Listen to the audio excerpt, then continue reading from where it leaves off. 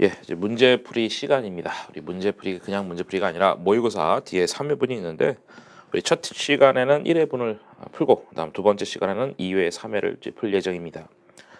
교재 405페이지 보시죠. 결국 이제 회계관리 2급의 경우에는 이 교재 하나면은 충분하다. 왜냐면 문제도 굉장히 많고 그다음 또 심지어 모의고사도 무려 3회분이나 있기 때문에 이 정도만 하면은 90점 이상은 다 맞을 수가 있습니다. 물론 어느 정도 다 숙지가 됐다는 전제 하에 1번 문제 보겠습니다. 재무상태표 작성 기준에 따라서 올바른 사람이 누구냐? 답은 1번입니다. 여러분들은 뭐 이미 한번 풀고 나서 수업을 듣는 게 더 좋겠죠? 철수가 맞는 것인데 매출 채권 매입 채무가 동시에 있는 경우에 총액으로 표시하라. 우리가 재무상태표뿐만 아니라 손익계산서도 다 총액주의 아니겠습니까? 계정 과목 서로 상기하지 말자. 이게 총액주의가 맞는 것이고 2번에 이제 영수 건물은 보유 목적에 관계없이 유형자산이다. 일반적으로 유형이겠죠. 하지만 우리가 보유 목적에 따라서 소속은 다 달라질 수가 있는 겁니다. 만약에 건물을 갖고 있다. 부동산이라 합시다. 토지 건물이겠죠. 보유 목적에 따라서 판매 목적이면은 재고되는 거 재고자산. 재고자산의 정의가 판매 목적, 엔드 뭐 실물자산이기 때문에 사용 목적이 영업 목적을 말하는 것이죠. 그러면 그게 이제 유형자산. 대부분은 여기겠죠. 그다음에 투자 목적. 돈 벌려고 부동산 갖고 있다. 그럼 투자자산. 다 소속이 달라질 수 있는 것이다. 그래서 2번 틀렸고 세 번째 금액이 큰 순서대로 재무상태표 표시한다. 틀렸죠. 이 자산부채는 유동성 순서에 따라서 배열한다. 유동성 배열법이라는 얘기가 있는데 유동성 큰 놈이 위에, 유동성 작은 놈이 밑에. 자산부채는 그렇게 하는 것이죠. 뭐 자본은 뭐 그런 정해진 거 없고. 그다음에 미형 잉여금은 그러니까 손익거래 잉여금은 이익잉여금이 되겠죠. 우리 잉여금 구분의 원칙에서 이익잉여금은 손익거래에서 발생한 잉여금이고 자본잉여금은 자본거래에서 발생한 잉여금이다. 물론 이 잉여금은 장사를 잘했다라는 것이죠. 다시 정리하면은 남들한테 장사 잘했다. 우리 손익거래겠죠. 남들한테 장사 잘했으면은 이익잉여금에 꽂히는 것이고요. 주주한테 장사 잘했다. 그러니까 자본거래 쪽이죠. 그러면은 자본잉여금 이렇게 되겠죠. 그러니까 주주한테 이익 냈다. 자본잉여금. 남들한테 이익 냈다. 이익잉여금. 2번 문제. 순자산이 얼마냐? 결국 쫙 박스 보니까 자산 빼기 부채 하시면 되겠다라는 것이죠. 실제로 뭐 자산 빼기 부채가 자본의 정의이기도 하고 매출 채권 편의점 만자 생략하겠습니다. 자산 미수금 자산 50만 원 이제 10만 원. 또 자산이 되는 게 또 뭐 있어요? 현금 15만 원 대여금 자산이죠. 돈 빌려준 것도 나중에 돈 받을 채권이기 때문에 자산. 그 다음에 이제 부채가 차입금. 그다음 매입 채무 부채입니다. 이렇게 해서 계산하시면 답은 3번이 나올 거예요. 세 번째 재무상태표 틀린 걸 골라봐라. 또 1번이 틀렸습니다. 재무상태표 자산부채는 유동성이 큰 거부터 배열한다라는 것이죠. 그게 아까 유동성 배열법이다라고 했었고 두 번째 재무상태표는 회사의 자산, 채권자의 목, 주주의 목. 이 채권자의 몫이 이제 부채겠죠. 은행한테 그러니까 은행한테 돈 빌렸다. 우리는 이제 차입금 이렇게 할 것이고 부채 쪽. 그다음 은행은 채권자가 되겠죠. 그 채권자의 몫이 이제 부채 쪽과 관련된 것이고요. 주주의 몫은 뭐 잘 아시다시피 자본 쪽입니다. 근데 결국 이제 두 번째는 재무상태표는 자산부채 자본으로 구성됐다라는 그런 문장이에요. 세 번째 차변합계 대변합계는 항상 같다. 그게 뭐예요? 대차 평균의 원리 이런 말을 쓰는 것이죠. 네 번째 유동자산은 당자재고로 구분된다. 맞죠? 유동은 당자재고. 그 다음에 비유동은 투자, 유형, 무형, 기타 비유동 이렇게 투자자산, 유형자산, 무형자산, 기타 비유동자산 이렇게. 네 번째 문제. 현금으로표 틀린 걸 골라봐라. 답은 2번입니다. 일단 현금으로표는 1번부터 봅시다. 영업활동, 투자활동, 재부활동 구분한다. 그 다음에 활동별로 현금 유입과 유출을 다 보여준다. 맞는 것이죠. 그럼 이제 하기 전에 영업활동은 뭡니까? 본업과 관련된 활동. 투자활동은 자산의 취득과 처분과 관련된 활동. 그다음 재무활동은 자금 조달과 관련된 활동. 이 키워드 정도는 아셔야 되겠죠. 그래서 2번이 틀렸습니다. 왜냐면 2번의 경우에는 유형자산 뭐 등등의 각종 자산의 취득과 처분이니까 투자 활동 쪽이. 그래서 2번이 틀린 것이고, 다음 세 번째 재무활동 현금으로는 자금 조달 쪽이잖아요. 장단기 차입금의 뭐 차입 상환, 뭐 신주 발행의 유상증자 얘기하는 것이고, 뭐 배당금 지급 이런 것들이 다 자금 조달 측면 맞죠. 네 번째 현금으로표 작성법에는 직접법과 간접법이 있고 둘 중에 하나 선택하는 거죠. 다섯 번째 문제 유동성 배열법에 따를 때 가장 먼저 표시되는 거. 결국 이제 유동성 배열에 따라서 순서가 정해졌잖아요. 유동이 위에, 비유동이 밑에. 그 중에서도 이제 당자가 위에, 재고 밑에 이렇게.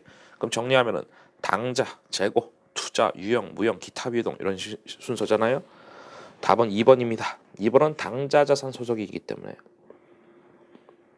왜냐면 유동은 당자랑 재고인데 유동 자산인데 재고가 아닌 거 다 당자니까 2번은 답이 되는 것이고, 그 다음에 굳이 이제 순서를 얘기하면은 2번 다음 1번 재고 자산, 그다음 투자 유형 무형 기타인데, 그다음 이제 순서는 뭐 세 번째 기계장치 유형 자산이니까 세 번째고, 임차 보증금은 기타 비유동 자산입니다. 근데 이런 문제를 뭐 정확하게 다 아실 필요는 없고 1등 아니면 꼴찌만 잘 아시면 돼. 가장 위에 뭐냐 가장 밑에 뭐냐 이런 걸 물어보기 때문에. 하여튼 답은 2번. 그다음 6번 문제 틀린 걸 골라봐라. 2번이 틀렸는데요. 미지급금은 유동부채 될 수 없다. 미지급금은 유동부채죠. 뭐. 부채는 유동하고 비유동인데 특별한 거 없으면 다 유동이잖아요. 1번은 유형자산 샀는데 대금 지급 안 했다. 그 미지급금이죠. 걔랑 차이가 비슷한 놈이 매입 채무가 있는데 매입 채무 미지급금은 둘 다 외상값 갚을 것이다. 둘 다 이제 외상값 갚을 채무가 되는데 미지급금은 주된 영업이 아닌 외상값이고요. 매입 채무는 주된 영업인 외상값이다. 하여튼 유형자산 사는 건 주된 영업은 아니잖아요. 주된 영업은 사실상 재고 자산 구입한 거를 생각하시면 되겠죠. 그다음 세 번째 상품 매매를 영위한 기업이 상품을 구입하고 지급하지 않았다. 매입 채무죠. 제가 방금 얘기한 거죠. 사실상 매입 채무는 주된 영업과 관련된 외상값인데 그 주된 영업은 재고 자산과 관련된 외상값일 것이다. 왜냐면 우리가 배우는 회계는 재무회계다라고 하는데 이 재무회계는 기본적으로 유통업 베이스의 회계입니다. 그러니까 특별한 언급 없으면 다 유통업인 거예요. 백화점, 이마트 이런 거 생각하시면 되는 것이죠. 걔네들 입장에선 주된 영업은 뭐 상품 사고 팔고 이런 것들이 되겠습니다. 네 번째 예수금은 회사가 일시적으로 받아놓는 금액을 말한다. 이제 부채죠. 예비적으로 받아놨다. 이런 것들. 우리 원천징수 금액 급여 줄 때 원천징수된 금액이 있죠. 이제 그런 것들이 예수금이 가장 대표적인 겁니다. 하여튼 답은 2번이고요. 그다음에 7번 문제. 사채 발행가액 직접 영향이 미치는 게 아닌 것은 뭐냐? 답은 1번. 경쟁사가 사채 발행가액 얼마나 정하든 알 경우야. 그렇죠? 우리 현금으로하고 관련이 없습니다. 기본적으로 사채 발행가 결정할 때 이렇게 되잖아요. 액면가가 뭐 만기 3년이고 예를 들어서 액면가가 뭐 100만 원이다. 이제 만기 상환금액 그다음 표시 이자율 5%다. 그러면은 요거 액면가에다 5% 때려서 5만 원. 요걸 갖다가 시장 이자율로 현재 가치하는 거죠. 시장 이자율로 현재 가치해서 발행가 결정하잖아요. 그러니까 액면금액 필요하지 액면 이자율, 시장 이자율 다 필요한 거죠. 답은 1번. 그다음 이제 8번 문제. 틀린 걸 골라봐라. 분계 문제네요. 7월 1일 날 차입을 했고요. 만기 3년이고 이자율 12%고 마지막에 뭐 별표 있는 거 신경 쓸 필요가 없습니다. 시장 이자율과 액면 이자율 동일하다고 차입금은 다 가정하니까 현재 가치 하지 말라 뭐 이런 거거든요. 의미 없는 문장이고 바로 위에 이제 6월 30일 날 기분 나쁘죠. 그렇죠. 1월 1일 날 빌리면 좋은데 7월 1일 날 빌려가지고 이자는 6월 30일 날 뭐 갚고 뭐 이런 것들입니다. 그래서 핵심이 뭐냐면 결산 시점에 결산 수정 분계가 들어갈 것이다. 그런 얘기죠. 그래서 7월 1일 날은 돈 빌렸으니까 현금하고 장기 차입금 만기가 1년 넘어가니까 장기 차입금인데 1년 말 거기도 맞아요. 이 138만 원이 이자가 어떻게 나온 거냐면은 이렇게 나온 거죠. 6개월 경과했잖아요. 7월 1일부터 12월 말까지 6개월이기 때문에 전체 차입금에다가 이자율 12%인가요? 때리고 6개월 12분의 6 이렇게 해서 136만 원 이렇게 나온 겁니다. 그래서 이자, 그러니까 현금은 안 나갔지만은 발생주의에 따라서 이자 비용이 138만 원 인식되고 발생주의 138만 원, 현금주의 빵, 차이 조정, 미지급 비용에서 부채 이렇게 인식되는 것이죠. 그래서 발생주에 따라서는 138만 원 인식이 돼야 되는데 돈 안 나갔지 않냐? 그럼 돈 나갈 의무 미지급 비용 부채를 잡고 그다음에 그럼 답은 이제 3번이 틀린 것인데 3번의 이자 비용이 틀렸죠. 왜냐면 결산일부터 6월 30일까지 또 6개월 지나간 거잖아요. 그럼 당연히 상식적으로 금액이 똑같아야 되겠죠. 138만 원 돼야 됩니다. 그 정확한 분계는 어떻게 되는 거냐? 정확한 분계는 이자 비용 138만 원. 발생주 요거 6개월 경과했으니까 하지만 현금 6월 30일 날 주기로 했죠. 276만 원. 1년치 이자. 그다음에 차액 조정은 미지급 비용 이렇게 되겠죠. 그래서 그 전에 있었던 미지급 비용 138만 원이 이렇게 이제 사라지는 것이죠. 지급할 의무가 있습니다 해서 1년도 말에 미지급 비용 부채를 잡아놨는데 지급했잖아. 그럼 부채가 소멸이 되는 것이죠. 그래서 이제 부채가 이렇게 소멸되는 것이고 나머지는 또 그러니까 2년 말 뭐 3년 6월 30일 계속 똑같은 식으로 분기가 계속 반복되겠죠. 9번 문제 옳은 걸 골라봐라. 건물은 자산입니다. 유형 자산. 그다음에 선수금은 부채죠. 유동부채. 틀렸고. 그다음 부채. 매입채무 부채 맞죠. 선급보험료는 뭐 선급 비용 중에 하나의 항목이고 그럼 선급 비용은 자산이잖아요. 그 아리까리한 거 한번 복습해 봅시다. 아리까리한 네 마디. 선급 비용의 반대. 선수 수익. 얘들은 이 세트로 움직이죠. 그다음 미지급 비용. 반대 미수 수익. 비록 수익 비용 끝나지만 한 놈은 자산이고 한 놈은 부채인데 얘는 뭐예요? 자산. 헷갈리면은 선급금은 자산이니까 얘도 자산이다. 얘는 뭡니까? 부채. 헷갈리면 아 선수금 부채인 것처럼 얘도 부채다. 얘는 방금 봤지만 부채. 미지급금 부채인 것처럼 얘도 부채다. 미수금 자산인 것처럼 얘도 자산이다. 물론 요령을 그렇게 하자는 것이지 뭐 선급금하고 똑같은 것도 아니고 선수금도 같은 게 아니고 다 다른 것이죠. 얘들은 언제 등장하냐면 결산 수정분계 상황 아주 대표적인 결산 수정분계 개정 과목입니다. 발생지와 현금지의 차이 조정해주는 그런 개정 과목이죠. 그래서 얘네들은 선자 들어가는 거는 뭐요? 선불 케이스, 선수령 케이스, 여기 후불 케이스, 후수령 케이스 이런 거. 그래서 이제 선급보험료는 이제 선급 비용으로서 자산입니다. 답은 3번. 3번은 맞고 그다음 네 번째 급여 맞는데 선급 비용 방금 얘기했죠. 자산이죠. 그다음에 10번째 문제 사채하고 주식 옳은 걸 골라봐라. 답은 1번. 사채는 만기가 되면 상환이 되지만은 자본금은 감자라든가 해산 등의 어떤 특별한 절차가 있지 않는 이상 반환되지 않는다. 주주한테 자금을 조달했어. 그럼 걔들한테 갚아야 될 의무는 없죠. 걔들이 주인인데 뭐. 하지만 사채를 발행했어. 그럼 만기 되면은 남들이니까 채권자한테 돈 갚아야 되겠죠. 답이 1번입니다. 옳은 것을 골라라 이런 문제고 두 번째 사채권자 그 채권자겠죠. 주주는 이익 발생과 관계없이 확정적인 이자 배당받는다. 틀렸죠. 주주는 주인이기 때문에 이익이 많으면은 배당 많이 받고 이익 적으면은 배당 적게 받고 이런 거죠. 물론 정비례로 받는 건 아니죠. 회사가 알아서 주는 건데 어느 정도는 비례적인 성격이 있다.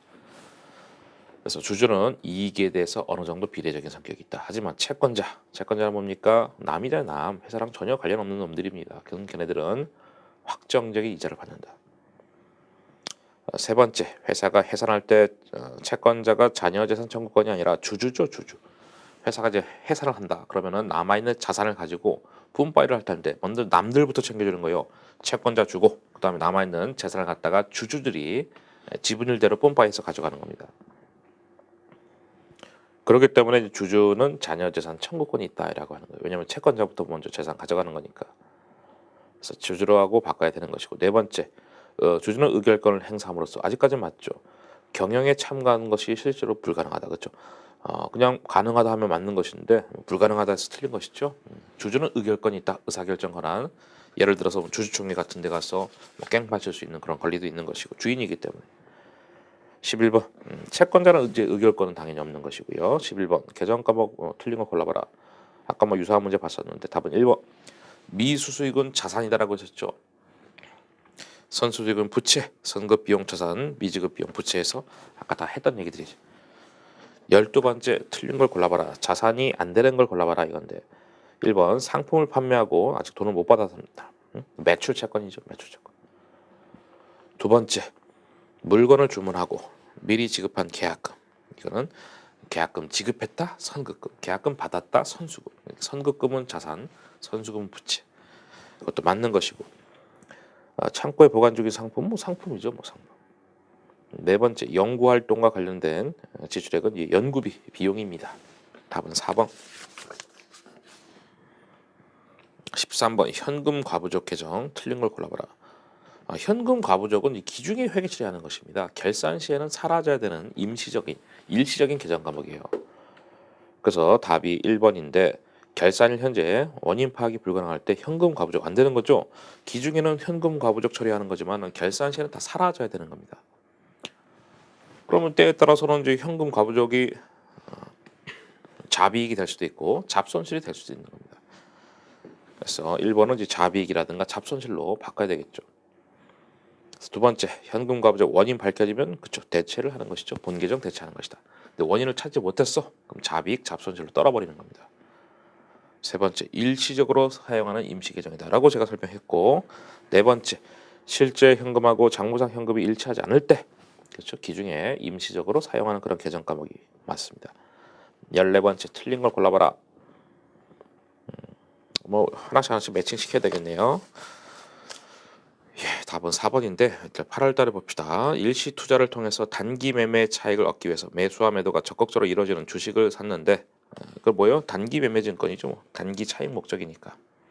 100주 곱하기 1,000원 때려서 10만 원 맞고 그다음에 10월 1일 날 팔았네요. 100주 중에 절반을 팔았습니다.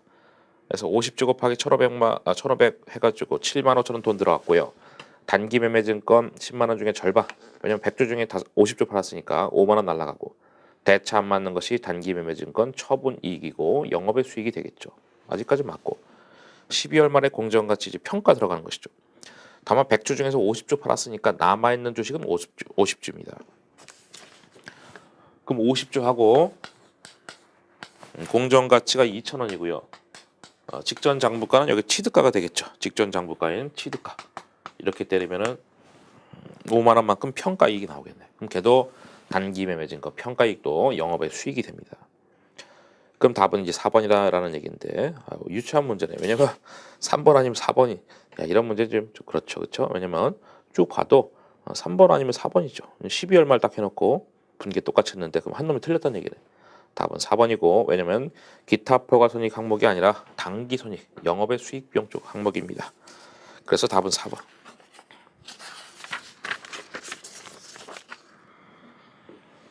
네, 15번 업무용 차량 관련된 자료다. 뭐 좀 복잡하네. 옳은 것을 골라라. 답은 1번입니다. 취득가가 1,100만 원이다. 맞아요. 거기 취득할 때 1,000만 원 주고 샀는데 취득과 관련된 원가, 취득 부대 비용이겠죠. 그럼 그것도 이제 차량 가액이니까 1,100만 원이 맞습니다. 그럼 나머지 다 틀렸다는 얘기인데 2번 취득 후 지출한 50만 원이 있는데 원가 차감이다. 한번 봅시다. 취득 후 지출한 50만 원이 그 중간쯤에 이제 수익적 지출, 자본적 지출은 자산이고요. 수익적 지출은 비용입니다. 유형자산 보유 중의 지출은 자본적 지출, 수익적 지출 중에 하나가 될 텐데 수익적 지출 돼 있으니까 비용이 된다라는 것이죠. 세 번째, 취득 후 지출한 수익적 지출은 내용 요소 증가시키는 전혀 상관없죠. 걔는 차별의 비용 대변의 현금입니다. 예를 들어서 뭐 수선비 같은 비용 처리하는 겁니다. 네 번째, 감가상각비는 취득가 빼기 감루 곱하기 10%인데 그럼 보니까 거기 결산 시점에 정액법 되어 있죠. 박스에서 밑에서 세 번째 줄에 정액법은 이렇게 하는 게 아니잖아요. 취득가 빼기 잔존가치 나누기 내용유수 이렇게 되는 것이고 이렇게 때리는 것은 이제 정률법 계산이죠. 기초장부가 곱하기 상각률 하는 것이고 다음 16번 재고자산 될 수 없는 것은 답은 1번 영업활동 사용 목적으로 건설 중인 건물이다. 이건 건설 중인 자산이라는 유형자산 계정 과목입니다.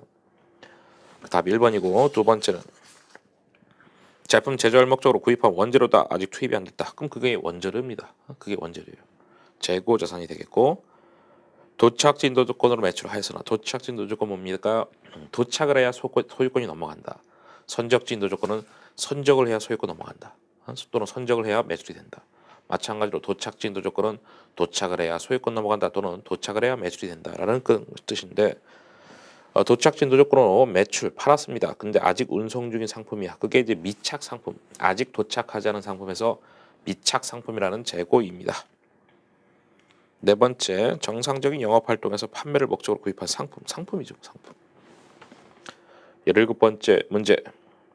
유형자산 취득원가 될 수 없는 것은 답은 4번. 4번부터 보시면 보유 중에 발생한 수선비, 수선 유지비니까요. 이거는 비용이죠. 그래서 우리가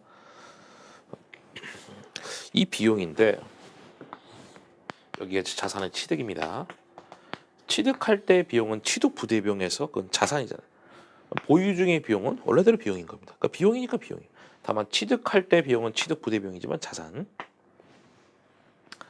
취득 부대 비용은 자산이다라는 것은 다 알고 있을 겁니다.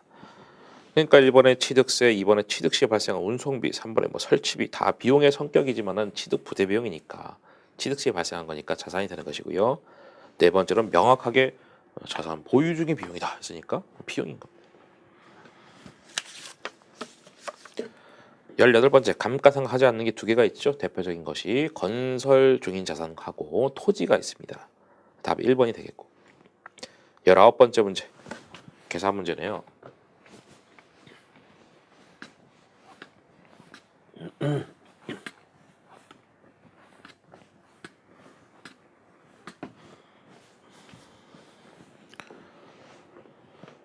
예, 2년도에 감가상각비 계산해봐라. 취득 처분 없고 잔존가치 빵이다. 그래서 건물하고 기계장치인데요. 추가 정보부터 보십시다. 건물 쪽에 보니까 정액법이고요. 상각률이 있는데 야, 정액법에 무슨 상각률이 있냐. 이 상각률이 0.25가 나다는 얘기는요. 내용연수가 4란 얘기입니다.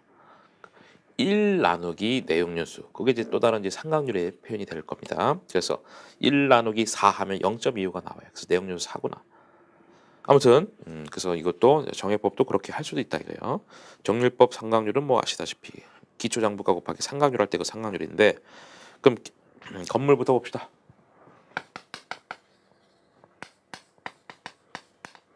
정액법 취득가 어디 있어요? 취득가가 이제 1,000만 원 돼 있고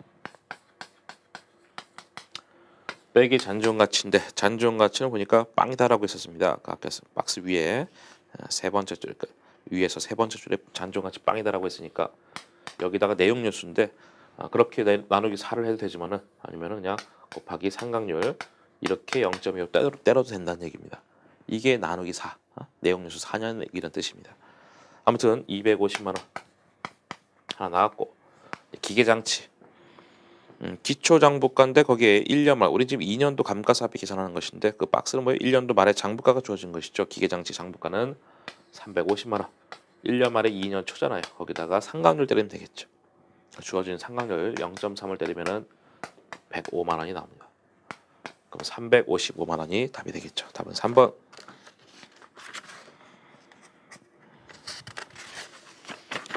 20번 문제. 비유동 부채 다 합해봐라. 사채는 그쵸 만기가 뭐 명확하게 또 주어졌죠. 5년 말이라고 1년 넘어가니까 비유동 맞습니다. 특별한 언급 없으면 비유동이 맞고 이제 다만 이제 사채도 만약에 만기가 1년 이내다라고 하면 걔도 이제 유동 부채가 되는 겁니다. 장기 차입금 장기니까 당연히 비유동이고 퇴직급여 충당 부채도 비유동이죠.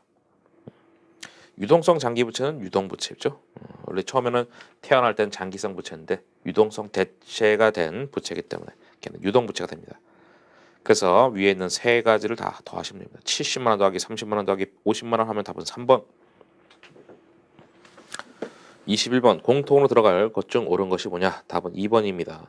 땡땡땡은 자본 거래로 인한 자본의 증가분 중에서 법적 자본금, 액면 금액을 초과하는 잉여금을 말한다. 이거 주식 발행 초과금 얘기죠.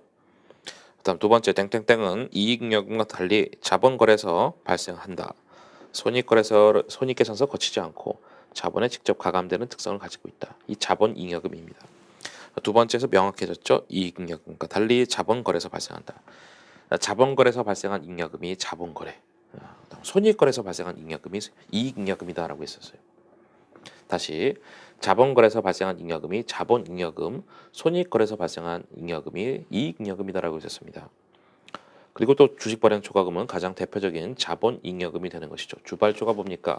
주식을 발행할 때 액면가를 초과해서 발행한 금액이 주식 발행 초과금이죠.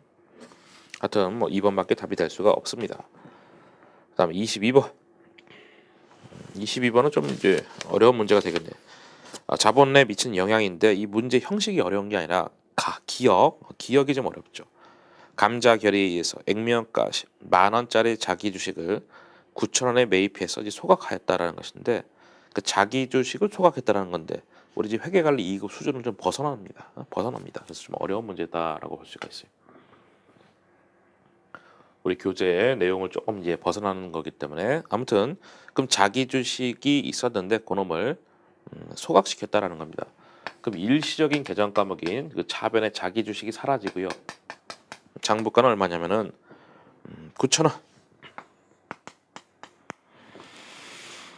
그래서 자기 주식 10주를 9,000원에 매입을 해서 소각하였다라는 것입니다.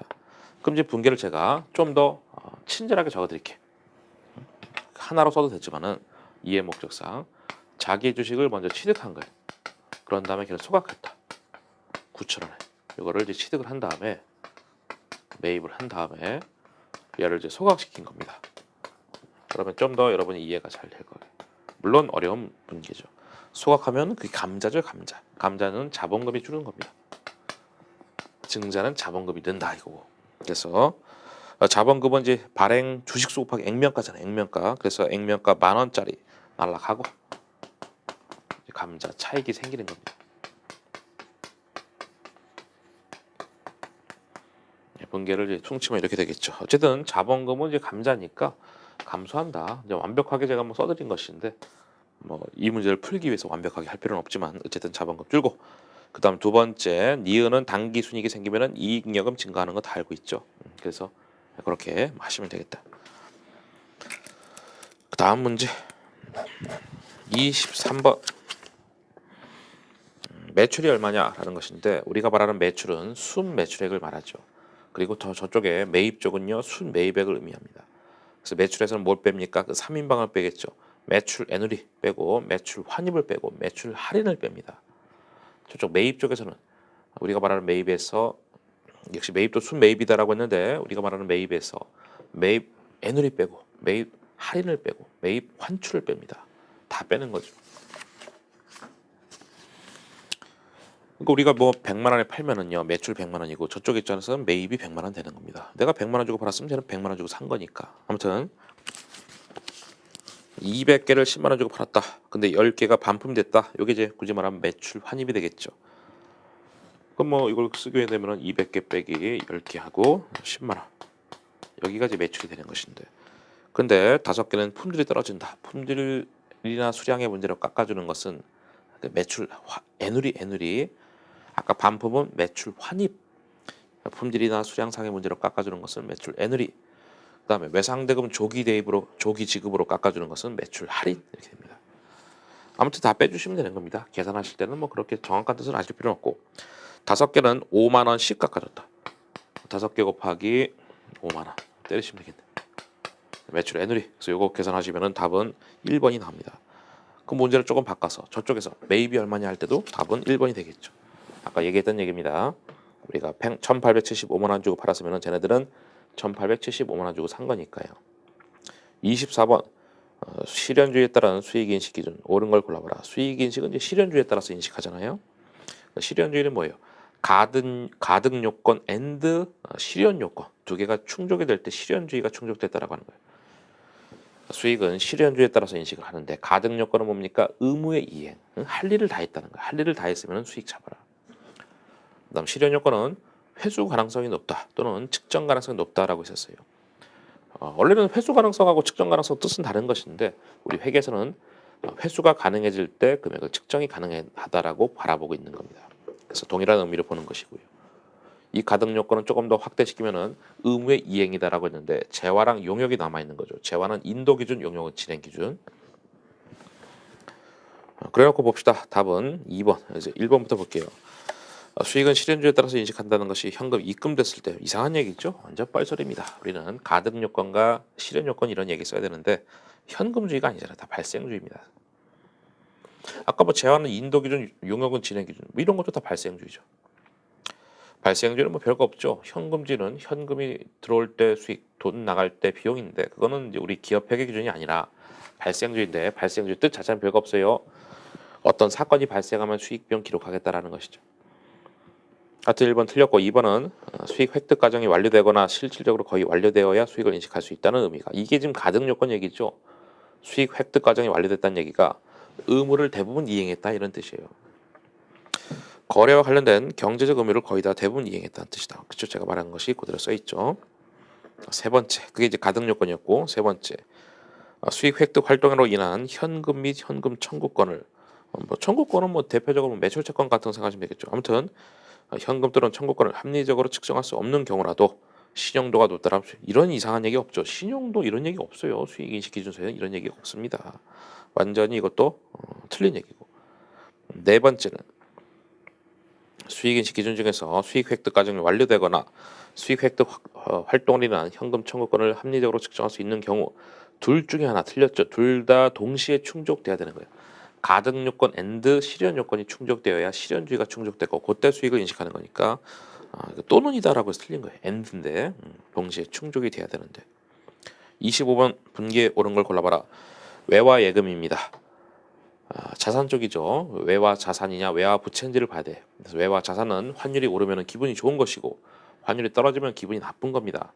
기분 좋으면 수익, 기분 나쁘면 비용. 외화 부채는 환율이 오르면 기분이 나빠요. 그들은 비용이 될 것이고요. 환율이 떨어지면 기분이 좋은 겁니다. 수익이 될 겁니다. 여기 외화 자산이 되겠고 100달러인데요. 환율이 1,500, 1,800 올라갔네. 결산 시점이니까 외화 환산 손익이 될 것이고요. 그리고 기분이 좋은 것이죠. 300원 곱하기 100 해서 3만 원만큼 외화 환산 이익이 되겠다. 이게 외화 부채 쪽이었으면요. 외화 환산 손실이 됐겠죠. 다음 문제.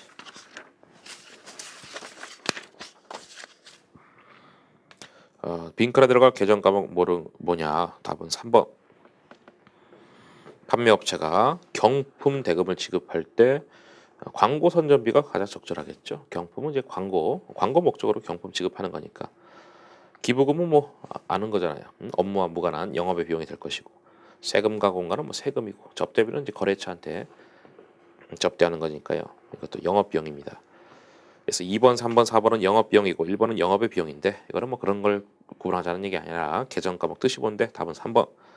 27번 판관비 금액이 얼마냐? 단서장의 아래 비용은 제조 활동과 관련 없다고 가정하자. 왜냐면 우리는 유통업 베이스 회계를 배우지만은 실질적으로 현실적으로 뭡니까? 유통업만 있는 게 아니라 제조업도 있고 여러 가지 업종들이 있잖아요.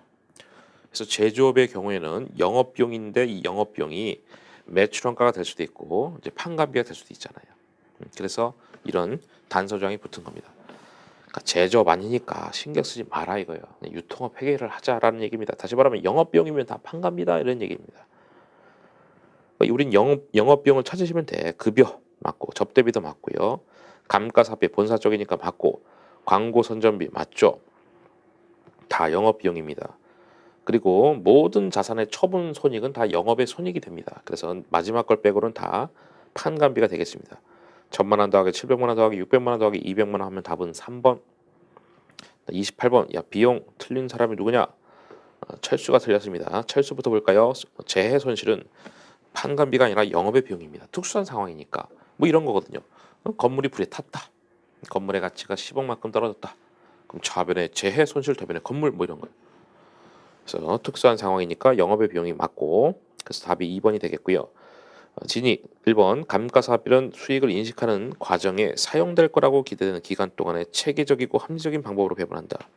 그러니까 이 자산가액을 수익 인식되는 기간 동안에 비용으로 돌려주는 그런 작업이다. 수익 비용 대응에 따라서 지금 그런 얘기 하고 있잖아요. 그래서 맞고 그래서 수익 비용 대응 원칙에 따른 회계처리다라는 거예요. 감가상각비도 영이 세 번째 영업의 비용은 주된 영업 활동 이외에 보조적이고 부수적인 활동에서 발생하는 것도 맞죠, 그렇죠? 주된 영업이 아닌 비용이니까. 영수 매출원가는 매출과 관련된 것이다. 이게 매출원가 뜻이잖아요. 매출과 직접적으로 관련된 원가가 매출원가의 뜻이죠. 29번째. 계정 과목의 잔액이 정확한지 여부를 검토하기 위해서 하는 결산 예비 절차가 뭐냐? 그러니까 결산 시점에 하는 건데 예비 절차, 수정전 시산표죠. 시산표가 뭡니까? 차변합계가 대변합계랑 같다라는 것을 검증하는 거예요. 그래서 그게 맞으면은 오류 사항이 없나 보다 이렇게 판단하는 것이고 차변합계 대변합계가 다르면은 뭔가 회계처리 잘못했나 보다 오류 사항을 그게 검증할 수 있는 거잖아요. 이렇게 이제 시산표인데 다만 예비 절차니까 이제 수정 전 시산표가 맞죠. 그 문제 자체도 뭐 개정의 어떤 잔액, 차변학계 대변학계 이제 일치 여부 이런 걸 이제 판단하는 그런 문제니까 맞습니다. 2번이고 3번은 30번은 재무상태 경영성과 파악하기 위한 장부 마감 절차가 이제 결산이다라는 것이죠. 뭐 결산의 정의고요. 31번 아래 거래에 대한 분괴가 재무상태표하고 손익계산서 미친 영향인데요. 뭐 별거 없어요. 과거 경험으로 봐서 매출채권 5%가 회수가 불가능해서 매출채권에 대해서 대손 충당을 설정하려 한다. 기초에는 결산 전에는 이제 결산 수정 분괴 전이겠죠. 대손 충당금 잔액은 없다. 그래서 뭐 숫자 뭐 계산하자는 얘기가 아니라 뭐예요? 대손 설정하는 거. 차변의 대손 상각비, 대변의 대손 충당금이니까요. 대손 상각비는 비용이고 판관비, 대손 충당금 자산 차감이잖아요. 채권 차감 항목이니까 답은 3번입니다. 결국 대손 설정이 재무제표에 미친 영향이었고요. 그다음 32번째 상품 2만 원을 외상으로 샀다. 기말 재고 자산 과정에서 자산이 누락이 됐다. 이러한 오류가 땡땡땡 재무제표에 미친 영향이 뭐냐? 일단 딴 건 없고 지금 뭐가 잘못된 거예요? 기말 재고 자산이 누락이 됐다. 항상 재고하고 짝꿍이 뭐예요? 매출원가. 여기가 이제 매출원가고 재고 자산, 기말 재고 자산이잖아요. 지금 이게 누락됐으니까 이렇게 된 거예요. 왜냐면 이제 커지는 거고, 그럼 이익은 줄어드는 것이죠. 그래서 이 재고하고 이익은 같은 방향이다. 지금 뭐 과대 과소로 물어봤으니까 이거 뭐예요? 과소, 과대. 이 둘은 제로섬입니다. 판매 가능 재고랑 같아야 돼. 기초랑 단기 배분 영향 없으니까 이게 과소면 이거 과대가 되는 것이고, 이 과대면 비용이니까 이거는 이익이고 과소가 되겠죠. 뭐 그걸 찾아봐라 이런 문제입니다. 답은 1번입니다. 이익이 과소됐다. 맞죠? 그 2번 틀렸고 매출원가는 과대됐다 해야 되는 것이고 재고는 과소됐다 해야 되는 것이죠. 답은 1번. 그다음 33번. 옳은 걸 골라봐라. 아유 쉬워. 이거는 이거죠. 매출원가는 기초재고 더하기 단기 매입 빼기 기말재고다. 그거 3번. 34번 회계감사 의견인데요. 신문 기사입니다. 이런 것들은 다 읽을 필요는 없습니다. 근데 뭐 기억이 여기저기 많고 니은도 여기저기 많네요. 뭐 어디를 읽어도 뭐 답은 찾기가 쉬운데 쭉 봅시다. 이모 씨는 각종 계약서를 위조하는 수법으로 당기 순이익을 둔갑시켰다. 뭐 분식회계 한 거네요. 당초 땡땡땡으로 적혀있던 감사보고서가 A사 더 유리한 땡땡땡으로 바뀌었다. 더 유리한 거니까 이제 니은은 더 좋은 의견이 될 거예요. 아직까지 모르겠고 두 번째 단락에서 답이 나오겠습니다. 땡땡땡은 기억은 회사의 장부 기재가 부실하거나 감사인한테 자료 제출을 거부하는 등 감사의 범위 제한이 특히 중요하고 전반적이다. 그게 의견 거절이죠. 회계감사 의견 제한이 감사 범위 제한이 특히 크다 이거. 적법한 감사 증거를 확보할 수 없을 때 표명한 의견이고, 그럼 이제 의견 거절을 받으면 상장 기업의 경우는 상장 폐지 사유가 된다. 그다음 니은은 이제 적정 의견인데 적정 의견은 재무제표가 이제 중요성의 관점에서 적정하게 표시됐다라는 것이죠. 그래서 의견 거절을 받아서 상장 폐지 발생해야 되는 A사가 감사 의견이 적정 의견으로 바뀌어서 상장 폐지를 면할 수 있었다. 이거 뭐 이제 분식회계 했다라는 그런 얘기죠. 그래서 이 감사 의견은 이게 이제 핵심이니까 이거를 간단하게 제가 적어드릴게요.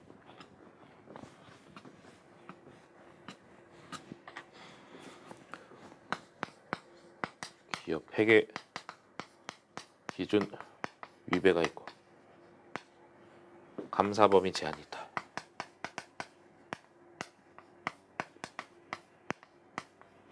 그다음에 계속 기업 가정의 위배.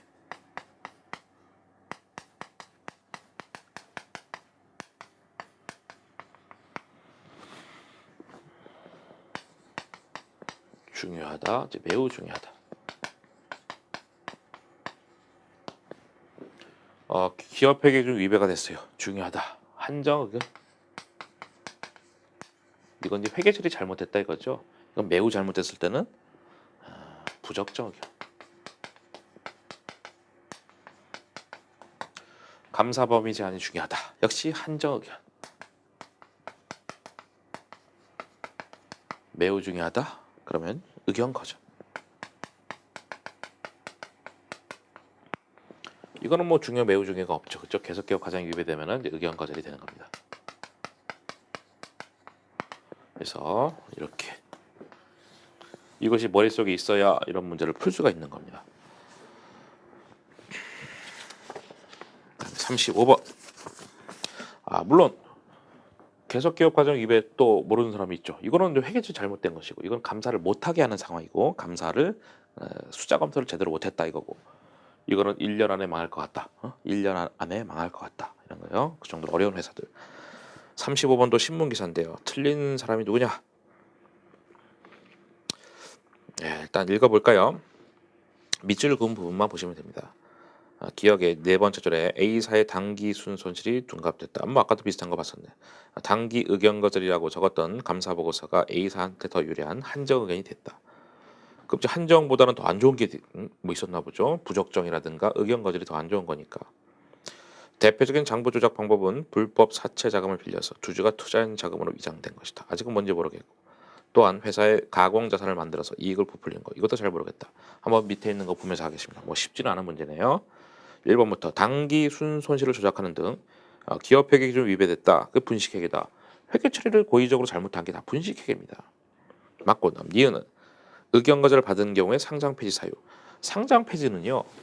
상장되는 회사에 대한 얘기겠지만 한정, 뭐 부적정, 의견 거절 전부 다 상장 폐지 사유가 되는 겁니다. 적정 의견만 상장 폐지 안 당하는 거예요. 그래도 맞고. 디귿 부채를 과소계상하고 자본을 과대계상한다. 디귿이 뭡니까? 아까 거기 사채 자금을 빌려서 주주가 투자 증거로 위장했다. 그러니까 실질은 돈을 빌린 것이다. 사채를 빌려도요. 사채라고 쓰는 게 아니라 차입금 쓰는 거예요. 우리가 이제 사채 쓰는 건 뭡니까? 회사채 발행할 때 사채 쓰는 것이고 암흑 시장의 사채도 돈 빌린 거니까 차입금입니다. 이게 맞는 것인데 회사는 어떻게 했다는 거예요? 마치 주주한테 유상증자한 것처럼 주주한테 자금 조달한 것처럼 장난쳤다라는 이런 얘기예요. 그럼 좀 아리까리하지만 디귿도 맞는 겁니다. 부채를 과소계상했다. 그러니까 이렇게 해야 되는데 안 했으니까 과소계상했다. 이렇게 하지 말아야 되는데 했으니까 자본은 과대계상됐다. 맞는 얘기예요. 리을이 그럼 틀렸다는 얘기인데 매출액을 과소계상해서 이익을 크게 하는 게 아니라 리을이 아까 뭐였죠? 가공의 재고를 만들었다. 그럼 아까도 했던 거잖아. 재고 자산이 커지면 매출원가 작아져서 이익이 커진다. 이런 거 아까 해봤었잖아요. 그럼 리을을 맞게 하면 뭐요? 매출원가를 과소계상해서 이렇게 해야 맞겠죠. 재고가 과대계상되면 매출원가 과소계상되는 거니까 그 매출액 대신에 매출원가라는 이름을 써야지 맞는 문장이 되겠죠. 36번 부채비를 높아지는 것 아닌 게 뭐냐? 답이 1번입니다. 매출채권 현금 회수하면 차변의 현금 대변에 매출채권이니까 부채하고 관련 없죠? 답 1번. 두 번째 제품 인도 전에 일부러 돈 받았다. 그러니까 재화 용역 제공 전에 돈 받았다. 그 선수금이죠. 차변의 현금 대변의 선수금. 선수금은 부채입니다. 그러니까 맞고. 장기 차입했다. 차변의 현금 대변의 장기 차입금. 그게 부채니까 맞고. 그다음 네 번째 원재료 매상으로 샀다. 차변의 원재료 대변의 매입 채무니까 걔도 맞죠. 그래서 부채비율은 부채 나누기 자본인데요. 그래서 부채가 커지면 부채비율 커지는 거 맞죠? 37번 유동비율 계산하시오. 감산도 되죠. 유동자산 나누기 유동부채 우리 단기 채무 지급 능력을 나타내는 것인데 200만 원 나누기 100만 원 하면은 2가 나오니까 답은 200% 2번이 됩니다. 세 문제 남았습니다. 38번 재무상태표를 통해서 틀린 설명이 뭐냐? 1번부터 봅시다. 재무상태표 갖고 차입금 규모 알 수 있겠죠? 차입금도 있으니까. 오케이 됐고 두 번째 우리 재무상태표 보면은 여기 이제 자산이 있고 오른쪽에 이제 부채랑 자본이 있을 텐데 얘들은 자금 조달 증명과 관련된 애들이죠. 이거는 그 자금 조달한 현금 갖고 자산을 운용한 것이다. 투자의 내역이다. 또는 자산의 어떤 운용 내역이다. 이렇게 볼 수 있죠. 2번이 맞는 거죠. 대변 잔액을 보면은 회사에 자산 구입하는데 소요되는 자금을 어떻게 조달했는지 그러니까 자금 조달과 관련된 거다 이런 얘기고 차별을 보면 자산 내역을 알 수 있다. 이 자금 조달한 현금 갖고 자산을 투자한 내역을 알 수 있다. 투자한 내역 알 수 있다. 맞죠? 그럼 4번 틀렸는데 재무상태표를 통해서 영업활동으로부터 현금이 얼마나 창출됐는지 이거는 현금흐름표죠. 현금흐름표는 영업활동 현금흐름, 투자활동 현금흐름, 재무활동 현금흐름 요 세 가지다라고 했잖아요. 그래서 걔를 현금흐름표라고 바꿔야 되는 것이고요. 39번 EPS 주당 순이익 틀린 게 뭐냐? 답은 4번. 4번부터 볼까요? 주당순이익은 당기순이익과 관련이 틀렸죠. 주당순이익은 기본적으로 당기순이익 나누기 주식수가 됩니다. 주식수. 그래서 당연히 서로 관련이 돼 있는 것이에요. 네 번째. 1번 주당순이익은 높을수록 실적이 양호하다. 그렇죠. 일종의 뭐 수익성 지표니까요. 한 주당 이익 개념이고 클수록 좋다라는 뜻이고. 두 번째 다른 기업과의 경영 성과 비교할 때 유용하게 사용될 수 있다. 그렇죠. 뭐 일종의 수익성 지표이기 때문에 한 주당 이익이 크면은 뭐 좋은 것이고 다른 회사보다 크면은 뭐 좋다 이렇게 판단한다 이런 얘기예요. 그다음 주가 수익 비율을 계산하는 기초 자료가 된다. 이 주가 수익 비율이 퍼라고 하는데 거기 영어로 써 있죠. P 나누기 EPS예요. 그 주가 나누기 주당 순이익이다. 그거 계산할 때 당연히 중간 과정이다. 기초 자료가 된다라는 그런 얘기고. 이번 시간 마지막 문제. 영업이익률 계산해봐라. 반올림도 해봐라. 영업이익률. 그럼 매출분의 영업이익인데 매출이 400만 원이고요. 영업이익은 매출 빼기 매출원가 빼기 판관비가 영업이익이잖아요. 법인세는 필요 없고 그 매출 400만 원 빼기 매출원가 150만 원 빼기 판관비 50만 원 빼주면은 영업이익이 200만 원이 되겠네요. 곱하기 100이니까요. 50% 답은 2번이 되겠습니다.